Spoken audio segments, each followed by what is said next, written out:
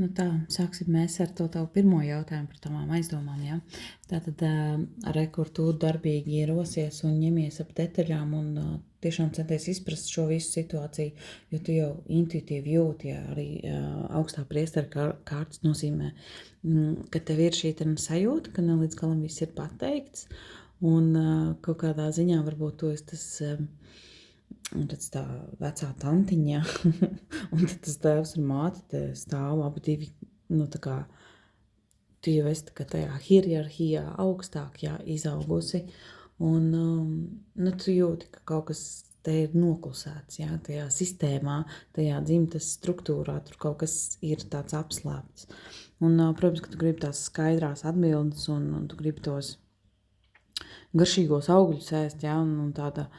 tu esi tāda pašpietiekama un pat par sevīm jau fiziskajā plānā. Un redz, te tie pentakli apkārt, un tev jau ir arī tās garīgās zināšanas, kas ir tas putniņš. Un tad šeit blakus tev ir māte. Māte, kur dzīvo kaut kādās ilūzijās, kur principā vispār viņa ir tā kā pagriez uz tā muguru, Un tur, protams, viss kaut kas var būt, ka viņa emocionāli varbūt, kā viņai ir kaut kāda sāpīga tēma, kaut kāda, ko viņa vispār negrib tā kā arī pacelt augšā, jo redz, tās kārtas ir tādas, ka viņa uzskata, ka viņai ir taisnība, un tajā fiziskajā plānā viņa tikai iet prom no tās situācijas, jo iespējams, ka tā pagātnes pieredze ir kaut kāda ļoti, ļoti sāpīga. Tu jau nezini, kādas tur attiecību modeļi bija kādreiz, un kas ir tā patiesība, ko viņi slēpj, kāpēc viss ir tā noticis tā, kā ir noticis, Te arī varbūt, es, protams, 100% to nevaru teikt, bet kausi arī reizēm mēdz runāt par to, ka ir kaut kāds alkohols arī iesaistīts, vai kaut kādas, apreibinošās vielas, un te arī ir tā kaut kāda ilūzija, un kaut kas nav līdz galam, bet kaut kas tāds, karmisks un emocionāli sāpīgs, jo, viņa tā kā nav gatava, viņa iet prom tā kā apzināti iet prom no šīs situācijas, no tām sajūtām, viņa tā kā nē, tas nav par manīm, jo varbūt tur tā pieredze ir bijusi tik sāpīga, tik ļoti, ļoti, kad, ievainojama, ka viņa nespēja par to runāt, jo viņa jau arī ir dzīves cilvēks ar savām emocijām un ar savām traumām.